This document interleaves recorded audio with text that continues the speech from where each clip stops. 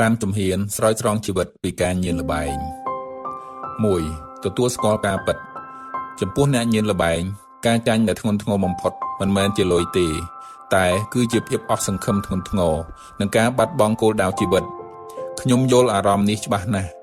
បើអ្នកកំពុងសួរខ្លួនឯងថា តើគួរចាប់ផ្ដើមពីណា នោះមានន័យថា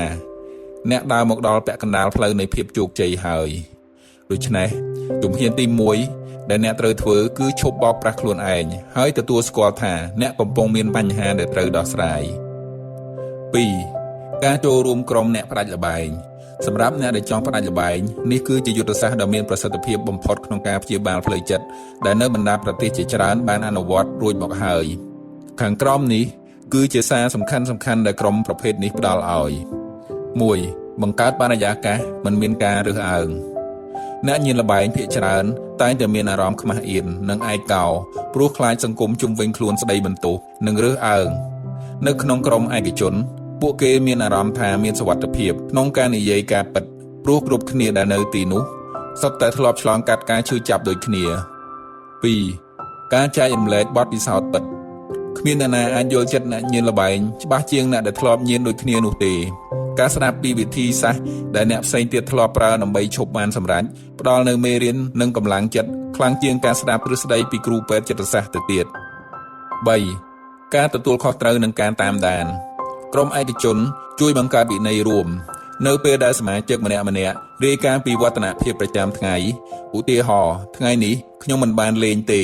វាបង្កើតជាសម្ពាធវិជ្ជមានដែលជំរុញឲ្យសមាជិកដទៃទៀតចង់ធ្វើតាម 4. ជាកន្លែងបញ្ចេញជាតិពុលផ្លូវចិត្តនៅពេលដែលមានអារម្មណ៍ចង់លេងខ្លាំងឬមានសម្ពាធបំណុលសមាជិកអាចសរសេររៀបរាប់នៅក្នុងក្រុមភ្លាមៗការបានបញ្ចេញមកក្រៅនិងទទួលបានការលើកទឹកចិត្តពីសមាជិកផ្សេងទៀតអាចជួយទប់ស្កាត់ការរអិលជើងទៅលេងម្ដងទៀតបានទាន់ពេលវេលា 5. ការផ្ដល់ជំនួយបច្ចេកទេសនិងព័ត៌មានក្រុមអាចចែករំលែកបាននៅវិធីសាស្ត្របិទឬប្លុក website ល្បែងផ្សេងៗព័ត៌មានអំពីកន្លែងព្យាបាលផ្លូវចិត្តឬអ្នកជំនាញផ្នែកបំណុលការណែនាំអំពីរបៀបចរចាសងបំណុលតាមកលៈទេសៈតាមច្បាប់និងសន្តិវិធី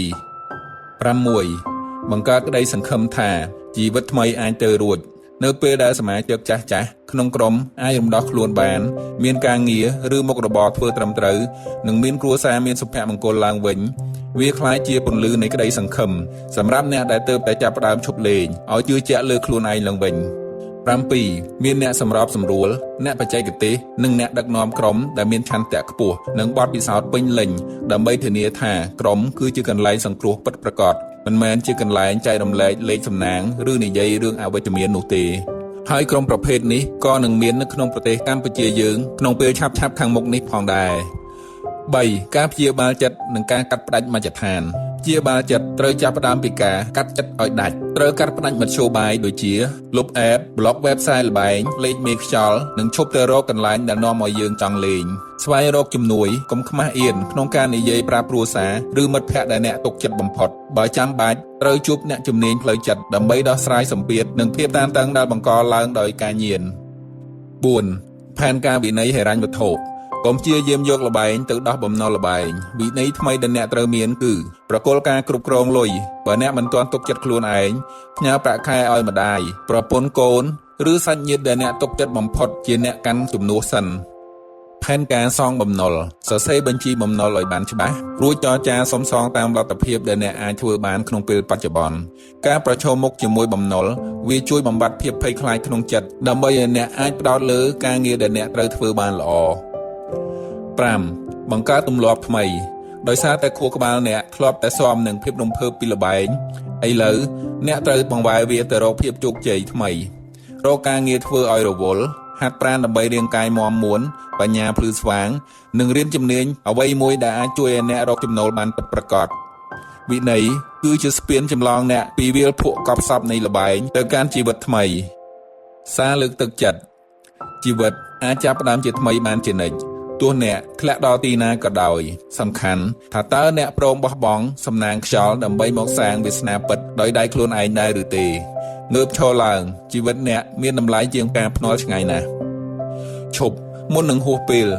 កុំយកវាសនាខ្លួនឯងទៅផ្ញើលើលេខសំណាងដែលគ្មានប្រភពច្បាស់លាស់បើចង់មានត្រូវខំរកបើចង់សល់ត្រូវចេះទុកដាក់ សុភមង្គលពិតប្រាកដគឺជាការរស់នៅដោយគ្មានបំណុលល្បែងសូមចងចាំថាអ្នកលេងមិនអាចឈ្នះម្ចាស់កាស៊ីណូឬមេឆ្នោតបានទេព្រោះប្រព័ន្ធបង្កើនមកដើម្បីឲ្យអ្នកចាញ់